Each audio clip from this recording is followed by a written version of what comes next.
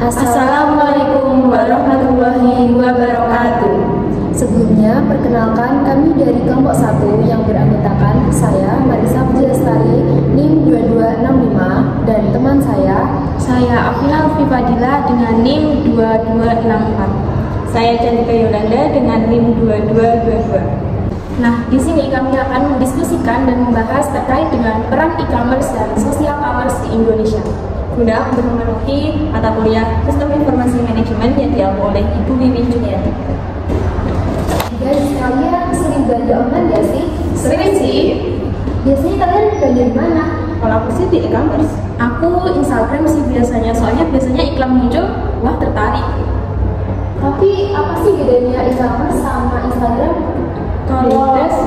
Kalau Instagram itu kan bagian dari social commerce. Kalau e-commerce itu pembelian melalui web atau situs. Contohnya itu seperti Shopee, Lazada, Tokopedia.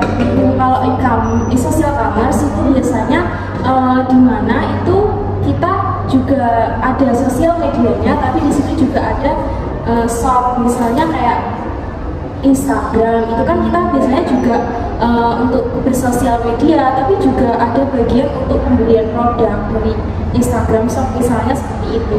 Kalau di Instagram kan kalian pasti pernah scroll beranda kan ya, pasti kayak jual baju, jual tas, itu kalian bisa tertarik, apa ini kok ada tas bagus buat kita, kan pasti kepo, pasti kita lihat profilnya, ternyata akun ini yang jual tas atau baju itu.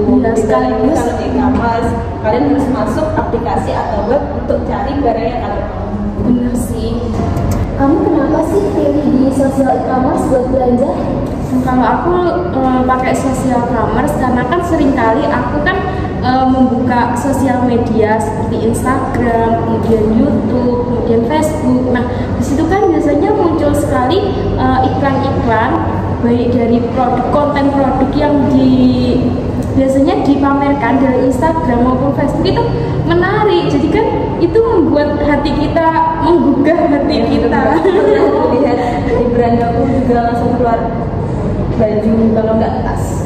Nah, Terus itu dari produk tersebut membuka seperti sponsor gitu ya? bener sih. Terus biasanya itu kan kita bisa langsung tanya ke penjualnya secara langsung. Jadi selain itu banyak sekali komen-komenan melalui TikTok, kemudian rekomendasi untuk membeli A, B, C dan lain sebagainya sih. Kalau kamu kenapa pilih e-commerce buat belanja? Salah satunya itu karena di e-commerce itu aku bisa beli apa aja, nggak hanya barang-barang tertentu. Sepertinya ini, aku tuh bisa beli botol ini di Shopee kan. Biasanya aku e-commerce-nya itu Shopee. Nah, di Shopee itu aku bisa lihat deskripsinya itu apa, botolnya ini tingginya seberapa, berapa mili, ulasannya itu udah ada deskripsi juga. Komentar dari para pembeli lainnya itu bagus apa enggak, tahan lama apa enggak, itu jadi aku lebih suka beli di e-commerce itu. Kalau di social commerce kan tanyanya harus di kolom komentar kan ya, itu enggak. Jadi kalau tanya harga itu berapa, ini seperti apa, apanya itu, bentuknya itu, lebarnya seperti apa, kan harus tanya kolom komentar. Kalau di e-commerce tuh udah ada deskripsinya, jadi itu memudahkan sih kalau aku sukanya. Tapi sebenarnya memang benar sih, secara garis besar e-commerce lebih mengenakan dan lebih unggul dibandingkan social commerce itu sendiri. Soalnya layanan tersebut memang dikhususkan buat beli online sih buat kita. Dan kalau social commerce itu kan ngarahnya kan lebih ke bagaimana kita ya promosi, terus bagaimana kita berinteraksi dengan teman-teman yang lain gitu. Kalau e-commerce kan lebih ke jual belinya dan transaksi itu sendiri. Kan harganya sudah tertera di tempatnya kan, yaitu. Oh ya, kalau kamu pakai apa tadi? E-commerce atau social commerce? Kamu suka apa? Kalau aku lebih suka e-commerce sih, ya sama kayak kamu, aku juga beli di Shopee. Apalagi sekarang Shopee menyediakan diskon 50% kalau jam 8 malam. Ya, Itu sangat memudahkan kita. Ya, dulu itu awal pertama aku tahu ada diskon itu dulu 60% tuh potongan 30.000. Oh iya, awalnya dulu 30.000, terus turun jadi 20, 15, 10 juga pernah, ya 10. Iya, 10. Tapi sekarang tinggal 8.000. Iya, Iya. Tapi itu mungkin penyebabnya dari banyaknya orang yang menggunakan dari e-commerce itu sendiri nggak sih? Terus menurut kalian ada nggak sih dampak positif dari ditutupnya TikTok Shop buat perekonomian di Indonesia?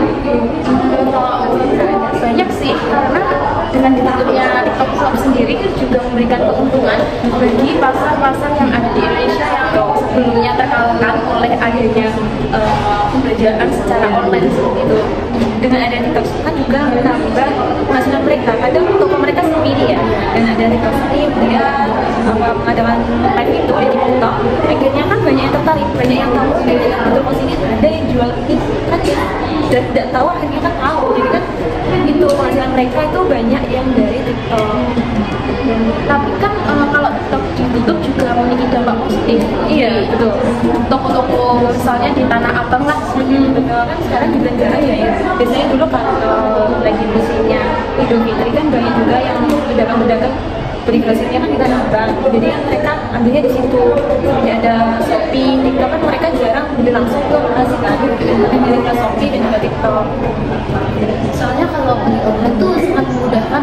Iya. Kita cuma scroll check out, tinggal ikut barang sampai. Iya betul sih. Tinggal apalagi ada fitur COD kan kita harus repot-repot harus isi saldo, kita langsung bayar di tempat juga kan. Nah itu. Tapi kan seiring berjalannya waktu dengan penetapan pemerintah terhadap penutupan TikTok Shop itu kan juga memiliki dampak yang baik juga tentunya bagi kita. Iya sih, UMKM juga lebih banyak dikenal masyarakat juga. Dengan TikTok Shop ditutup itu kan juga ini kan juga gimana ya, UMKM benar-benar bisa memaksimalkan lah apa yang sedang dikelola. Mungkin dengan seperti itu beberapa UMKM dan juga pasar-pasar konvensional yang di Indonesia juga dapat belajar dari pengalaman TikTok Shop, di mana dalam TikTok Shop sebelumnya kan laris karena adanya beberapa fitur yang menginovasi bagi konsumen. Nah dengan itu kan beberapa UMKM bisa menjadikan itu sebagai inovasi baru bagi mereka. Nah, itu dia video diskusi dari kelompok kami yang membahas terkait dengan perbedaan dari e-commerce dan juga social commerce. Selain itu, dalam e-commerce dibagi menjadi dua hal. Yang pertama ada e-commerce B2B dan e-commerce B2C. Nah, dari pembahasan tadi juga meliputi pendapat kami terkait dengan kebijakan yang dikeluarkan pemerintah terkait dengan TikTok Shop saat ini. Mungkin itu video dari kelompok kami. Apabila ada salah kata, kami mohon maaf. Wassalamualaikum warahmatullahi wabarakatuh.